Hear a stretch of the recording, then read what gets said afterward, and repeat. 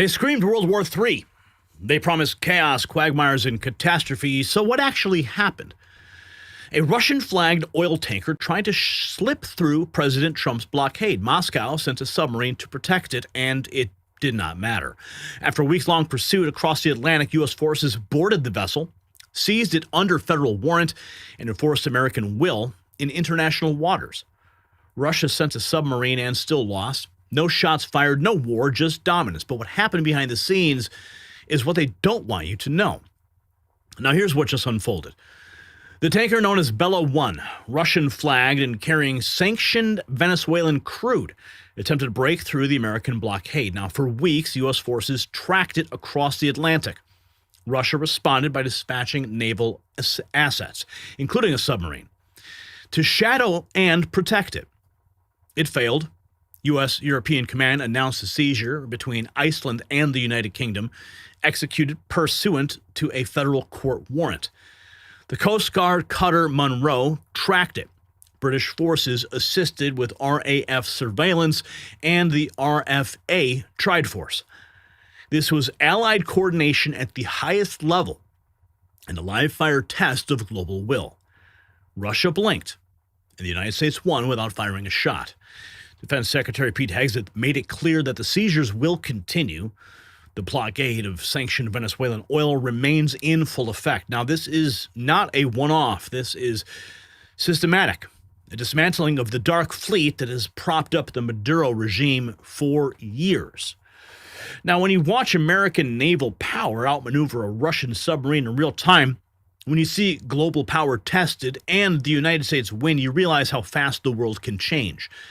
And that is why being prepared matters now more than ever. My Patriot Supply has a 3-month emergency food kit that could save your family. Save $100 right now. Over 2,000 calories a day for 90 days. Real meals, breakfast, lunch, dinner, drinks, and snacks packed in sturdy buckets that last 25 years. Made in the USA, no MSG, no junk, fast, free shipping, 30-day returns, and a disaster replacement guarantee. Go to preparewithgary.com right now. That's preparewithgary.com. Get prepared and get peace of mind. But the story goes deeper. The oil seized is not being destroyed. It's becoming leverage. Venezuelan intern authorities now understand the brutal truth. Without U.S. cooperation, their economy collapses, and so they agreed. 30 to 50 million barrels of sanctioned crude will be turned over to the United States, refined with American shale and injected into U.S. markets. What does that mean? Well, it means lower gas prices. It means American jobs. It means energy dominance. Meanwhile, explosive revelations are surfacing, tying the Chavez-Maduro regime to funding destabilization inside America itself. The Heritage Foundation exposed that Hugo Chavez provided money to start street protest movements right here. And Maduro may soon be facing criminal charges in Miami-Dade County. U.S. senators are warning Cuba, Nicaragua, and Colombia they are all next. Now, let's take a look. This is what Moon calls nuclear escalation in the Caribbean. U.S. forces intensifying the showdown, moving to seize the second oil tanker, Bella 1, in the Caribbean after grabbing a Russian-flagged Venezuelan-linked vessel in the North Atlantic.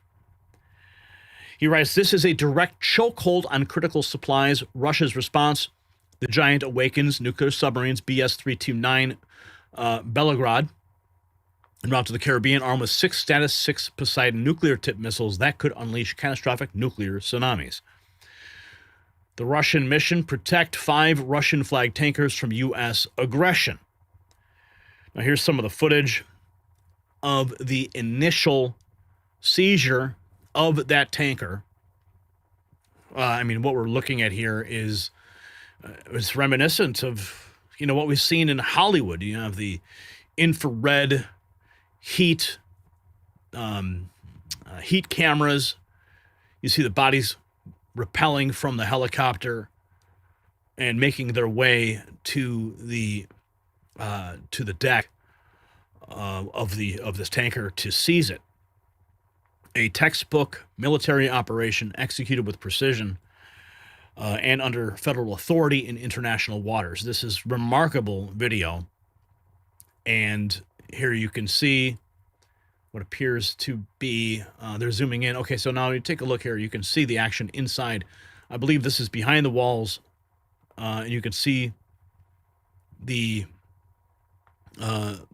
armed forces, U.S. military, their heat signature through the wall because of the technology that the United States possesses. And this is the operation. This is the actual seizure that has now been released. And not a shot was fired. And you could probably understand why. If you were the captain of that ship, what would you do when you have, 20 special forces coming to the bridge, armed to the teeth? You probably just throw your hands up and go down with the ship, right? And that's exactly what happened here, and that's why it was textbook precision, and that's why nobody was killed and not a shot was fired.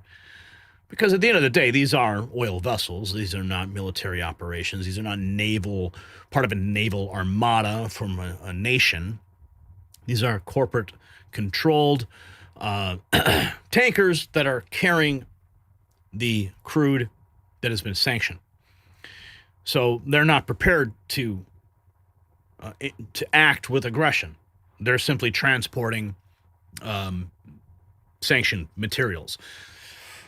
The U.S. European Command has successfully made seizure of Bella 1 following weeks-long pursuit. And shortly after, the Russian authorities sent another vessel to protect the sanctioned oil tanker. More footage here. Let's see if we can get this shot.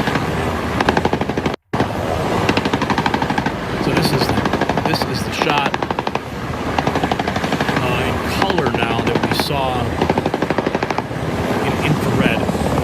And you can clearly tell just by the positioning, the camera angle that we were watching was from the helicopter above and aiming down their cameras at the helicopter below.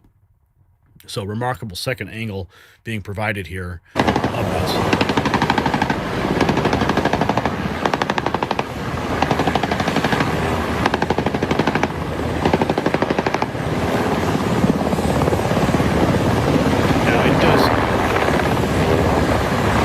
Sound like perhaps there was gunfire there. I'm not sure. I'm not a military analyst, so I'm not sure exactly what you heard there. But I think maybe it was part of engine noise, because as I say, the claims were that no shots were in fact fired. There is the Russian vessel that was shadowing the tanker, and really had no effect on us executing our job. So once again, America, baby. America's back. Don't mess with us. Sky News, the Ministry of Defense has just confirmed that British troops provided support for the seizure of the Marine, I'll let them say it. Marine era or Bella 1 today. Let's just bring you a bit of an update on our main breaking news story today, and this is the interception of a tanker by America in the last hour or so in the Atlantic. We've now got a statement from the Ministry of Defence, which has spoken about its involvement with it. The UK has provided enabling support, the Ministry of Defence is saying, to the United States at their request to interdict the vessel Bella 1 today. UK Armed Forces provided pre-planned operational support, including basing to US military assets, interdicting the Bella 1 in the UK-Iceland-Greenland gap.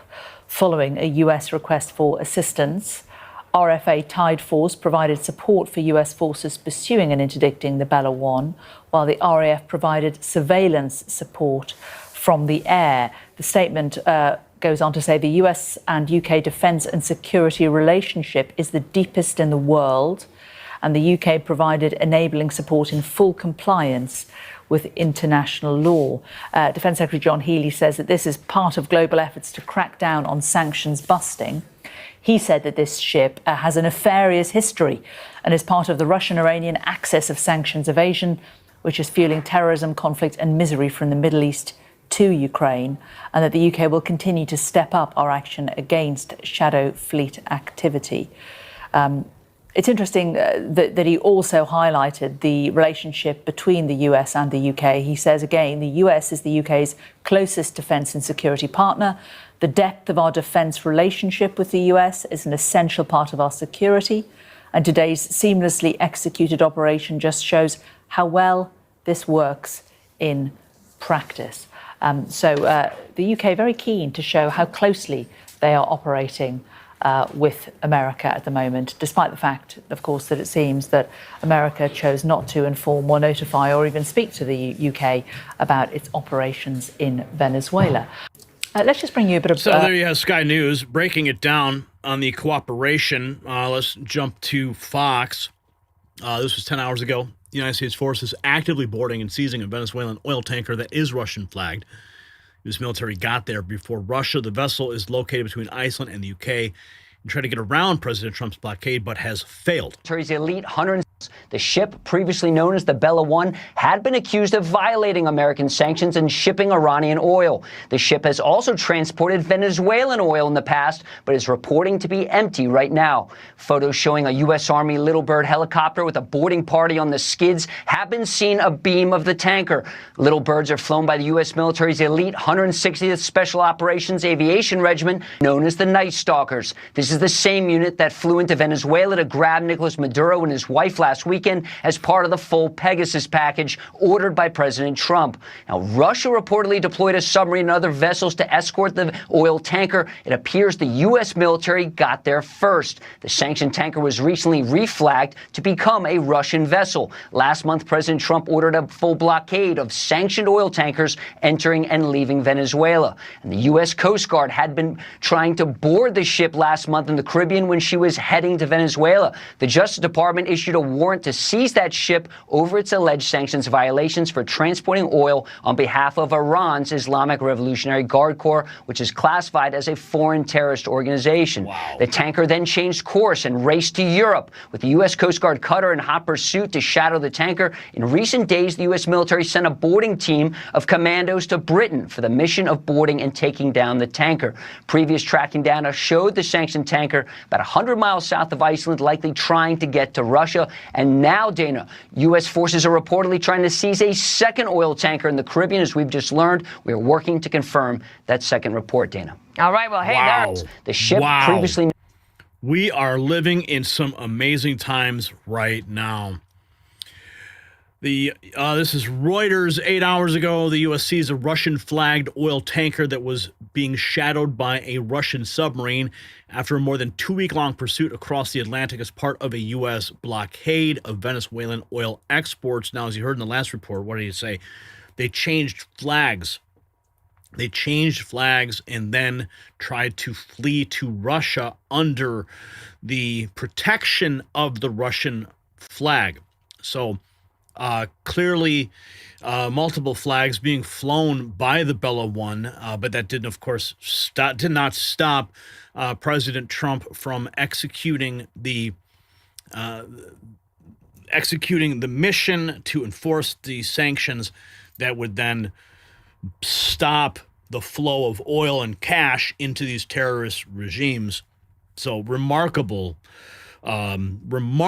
actions happening here on the world stage right now. The dynamic is something that I have not seen in many years. When I would track the wargaming that was taking place, this was years ago when I was monitoring Department of Defense activities with respect to NATO and the actions and the military exercises that were taking place on the opposite side of the borders of NATO and Russia. That was something to watch because you could feel the escalation. It was sort of a cat and mouse. One nation would one entity as NATO would execute a war game. Russia would mirror it the same, and back and forth they would continue this cat and mouse, just flexing and who has the bigger toys on the battlefield. Well, this is very different. This is something that's not a war game. This is real life execution of our fleet and President Trump's authority on the global stage. This is not an exercise. Okay, this is not a war game. This is real world, real life, live fire exercise. And we're having the cooperation of the British, which is obviously something that we need and we welcome, and we're grateful for the partnership that we have with the UK. Of course, they have their own problems. We don't need to get into those right now. Just be careful what you post on Facebook over there, right? So British Armed Forces supported a U.S.-led operation to seize a Russian-flagged oil tanker in the North Atlantic. The UK Ministry of Defense says, and as Sky News just reported that fact for us. U.S. tries to seize, running a fall 11 hours ago, tries to seize Venezuelan oil tankers, so Russia responds with a submarine. You thought this was just about oil. Now it's a full-on naval showdown. The U.S. is actively trying to seize a Russian-flagged tanker, formerly the Bella 1, carrying sanctioned oil. Of course, that was carried out. It was successful. Now, we should move into some of the response from Hegseth and from the White House directly. I know some of this information. I'm giving you as much backstory as possible so we can get into the reaction. Let's go to the administration now. This is Senator Marco Rubio 7 hours ago discussing that. I believe this may be at the Secretary of State's building or the Pentagon, because Pete Hegseth is there. I remember seeing this flashing on the screen earlier today, but let's go. Cases, the oil arrangement that we've made with PDVSA on their sanctioned oil that they can't move. Understand, they are not generating any revenue from their oil right now. They can't move it unless we allow it to move, because we have sanctions, because we're enforcing those sanctions. This is tremendous leverage. We are exercising it in a positive way. The president described it last night. Secretary Wright will have more to say on it today, who is involved in running this portfolio. And we feel very positive that not only will that generate revenue that will be used to the benefit of the Venezuelan people, and we're ensured that that's what the case is, but it also gives us an amount of leverage and influence and control over how this process moves forward. The oil arrangement that we've made with PDVSA. Okay, so there you have Marco Rubio, his remarks, and let's see. Let's go to. I'm not going to go to Wesley Hunt just yet because I want to get some more official reaction from the Secretary of War speaking on Venezuela. So that Senate just was briefed on, and the House was briefed on a classified level, is something only the United States of America can accomplish. The world is taking notice of that. Certainly Venezuela is taking notice of that. And it continues because two oil tankers, overnight, were seized by the United States of America, stateless or sanctioned, because the oil blockade, the quarantine of oil out of unsanctioned or sanctioned or stateless vessels continues. That leverage will continue, as Secretary Rubio outlined. So our military is prepared to continue this. As he said, the president, when he speaks, he means it. He's not messing around. We are an administration of action to advance our interests, and that is on full display. We're happy to brief the House and the Senate. We have nothing to hide. You know, I'm just hearing this. Finally, we've got some freaking balls, man. Finally, right? Finally, we can hold our head up, man. Finally. You know, with what's happening in Minnesota and with the fraud that's being exposed and the action being taken there, what's happening in the global stage, we are not letting the criminal darkness continue to blanket this nation or this planet. Because President Trump is in office, there by the grace of God. He wouldn't be there if the Lord did not want him there. In that moment in Butler, we witnessed a miracle take place. Divine intervention for such a time as this.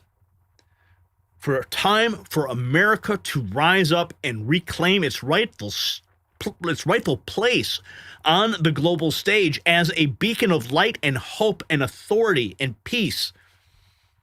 And yes, we have to move with authority. We have to move and carry the big stick, as Roosevelt would say. Carry the big stick, but walk softly. Well, President Trump doesn't walk too softly. He tweets pretty loudly. But that's irrelevant. because a stick is still a stick, and President Trump is not afraid to use it, as we're seeing here in the waters off of the United Kingdom, in Venezuela, on the ground there. And in every state and city across this nation, what are we seeing? Action, action, action, as Hegseth has declared. Action, finally. No more puppets on strings. No more people in the back room shadows telling our administration with an auto pen what to sign. This is real force, real executive action being executed. And you're seeing it, witnessing. This is history. You and I are a part of it right now. We are witnessing this.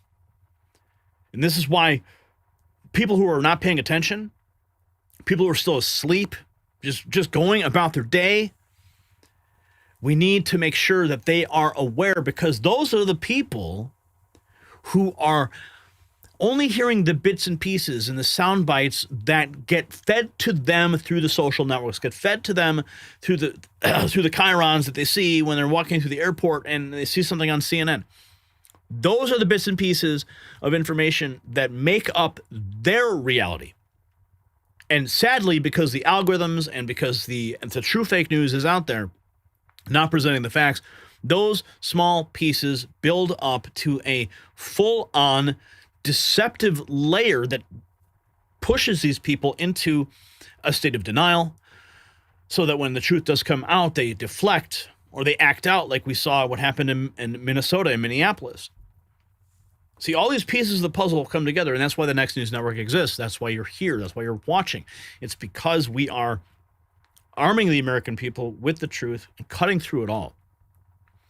So when I tell you to share these reports, when I tell you to present this to your friend, it's not just, oh, share this, like this, comment. It's like there's real substance behind it. And I just can't impress more.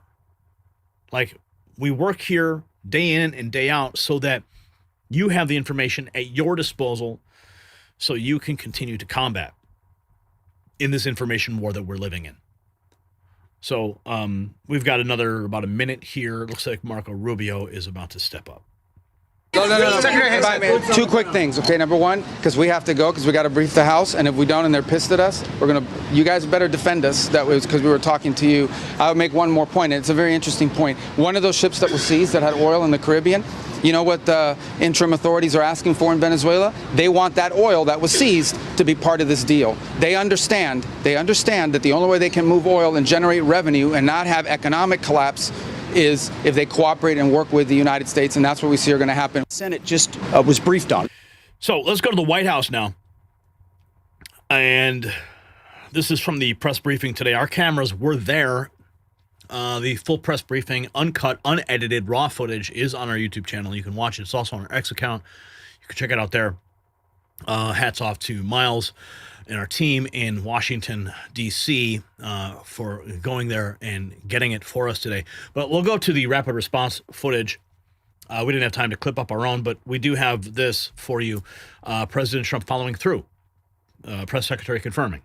Venezuelan American. I think the fact that this president actually followed through on the long-held promise of the United States of America, the bipartisan promise to take down the illegitimate Maduro regime, should give assurance to the Venezuelan people and also Venezuelan Americans who fled this communist regime for a better life here at home, that this is a president who is serious about taking down illegitimate regimes and who is also serious about securing the security of the United States of America, including the Venezuelan American people. And I would just add that this is something that not just Republicans and President Trump have talked about for a very long time, but it is also something that Democrats have advocated for. In 2020, Chuck Schumer said that at the time, President Trump had not brought an end to the Maduro regime. The Maduro regime is more powerful today and more entrenched today than it was when the president began.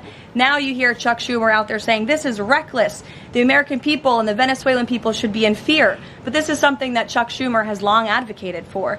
Senator Chris Van Hollen, same thing, had said that the United States is going to use its leverage and influence to push for negotiations to transition to the truly elected leader. This was under President Biden. We know Maduro and his cronies don't want to go quietly into the night. The U.S. needs to work to ratchet up the pressure. Now, Senator Holland says it's an illegal act of war to get rid of Nicolas Maduro. So the hypocrisy is really astounding here, and thank you for giving me an opportunity to point it out. I think that's because the TDS has infected these people.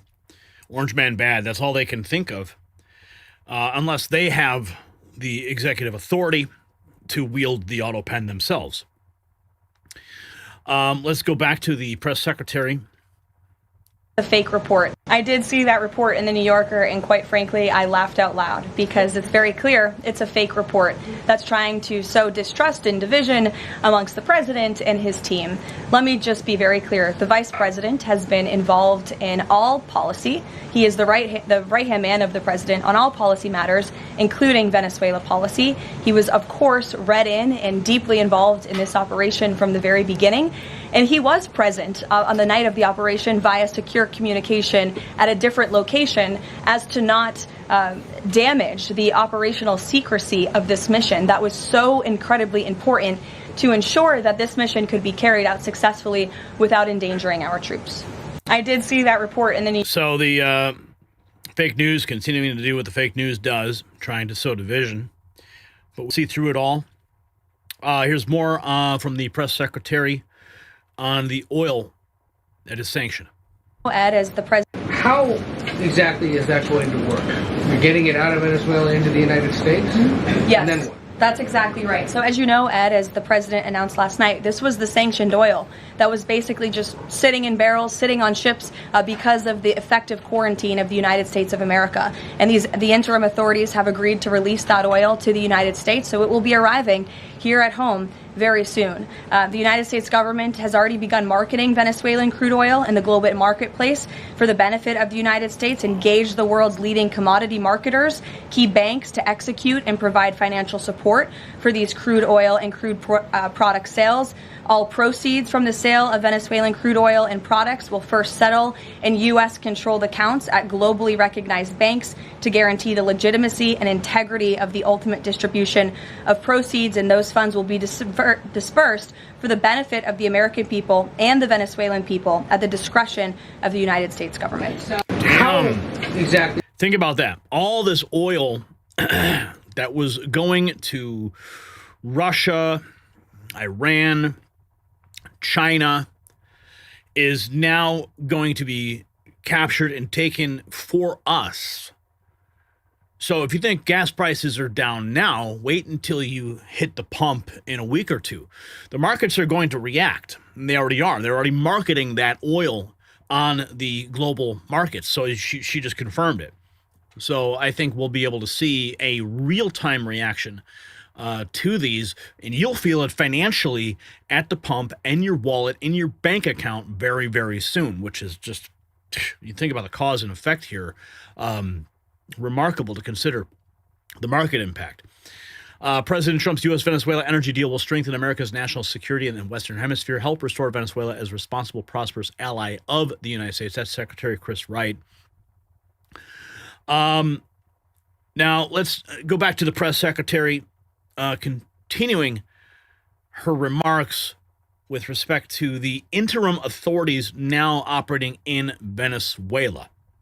Venezuela right now. With respect to Venezuela, the Trump administration, led by Secretary Rubio, the vice president, and the president's entire national security team, is in close correspondence with the interim authorities in Venezuela. We obviously have maximum leverage over the interim authorities in Venezuela right now, and the president has made it very clear that this is a country within the United States, the Western Hemisphere, close by the United States, that is no longer going to be sending illegal drugs to the United States of America. It's no longer going to be sending and trafficking illegal people and criminal cartels to kill American citizens as they have in the past. And the president is fully deploying his peace through strength foreign policy agenda.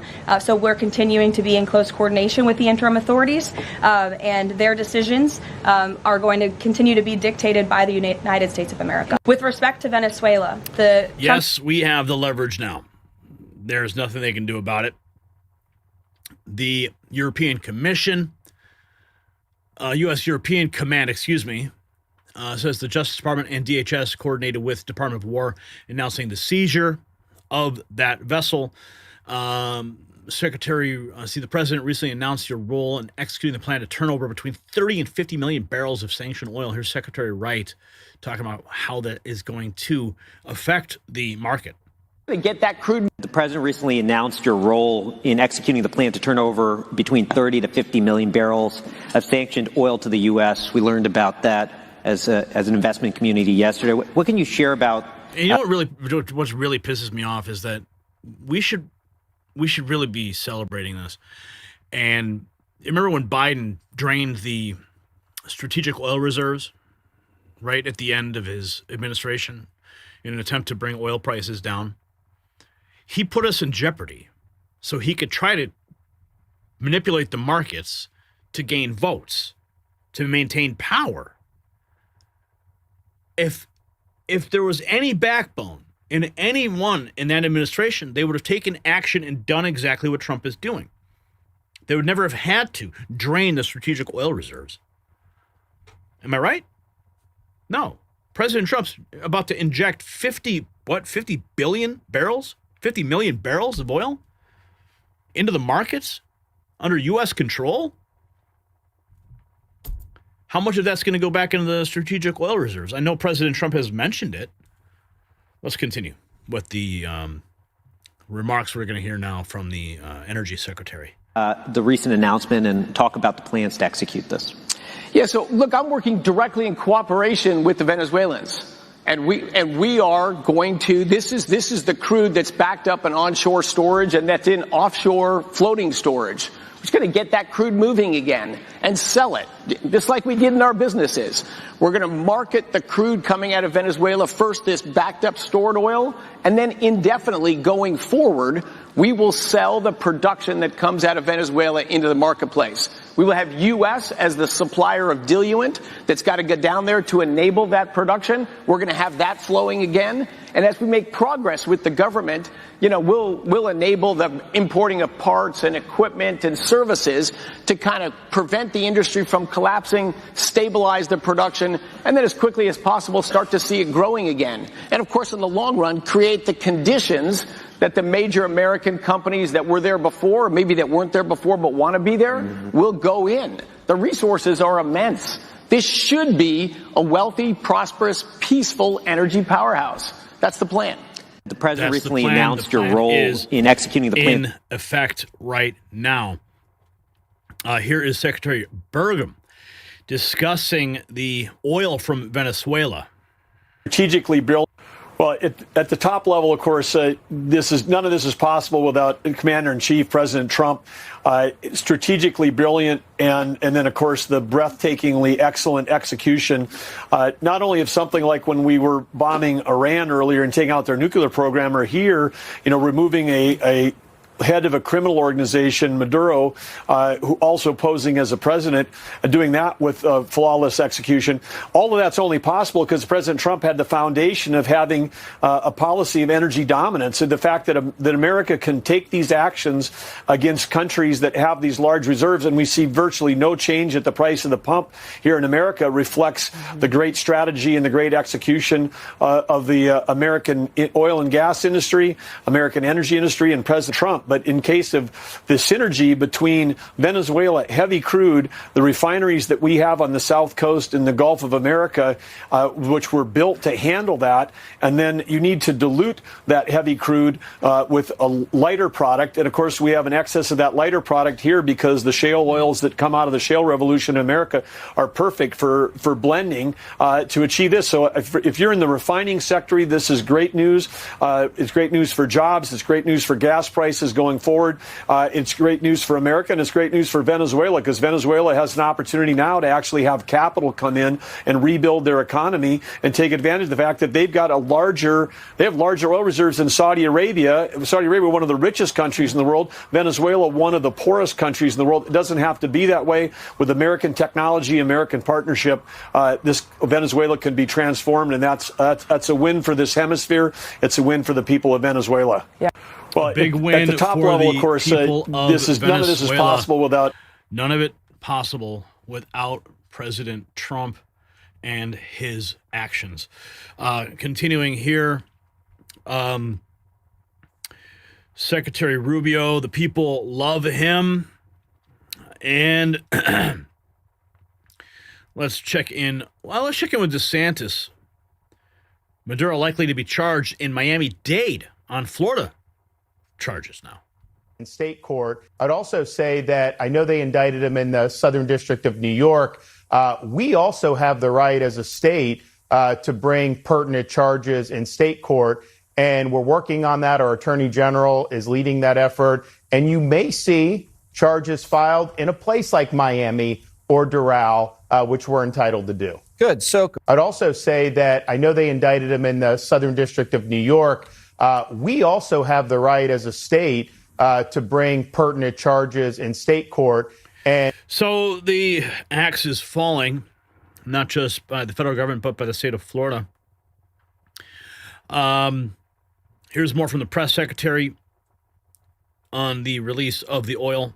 Like Secretary Wright, well, as you saw, the president announced last night, this was a deal. This was a deal made by the president and his team with the Venezuelan interim authorities. This will benefit both the American people and the Venezuelan people. And Secretary Wright and the Department of Energy are working with the interim authorities and also with the private oil industry to execute on this historic energy deal. That's not only good for the United States, but it's also going to revive the prosperity, the safety, the security of both the United States and Venezuela as well. So it's happening all over, and we have the upper hand now. Go back to that remarkable footage of that seizure that we opened up with. There you can see the Coast Guard moving alongside the Bella 1.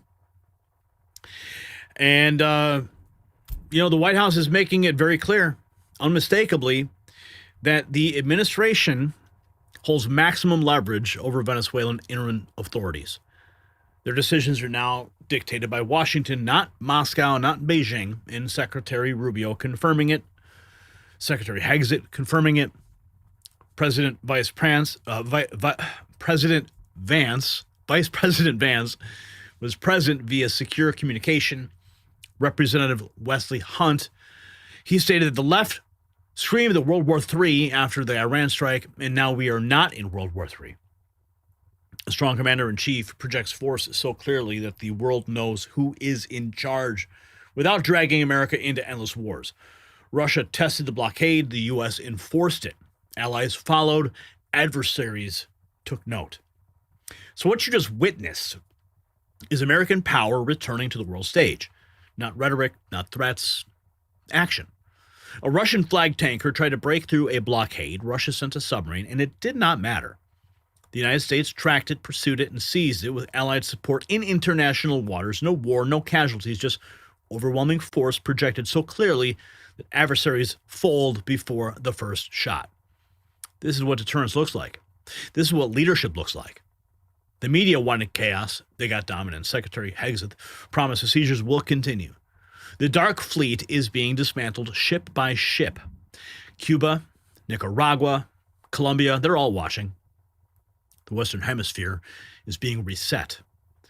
So the question for you, should the U.S. continue seizing assets from hostile regimes regardless of Russian interference, yes or no?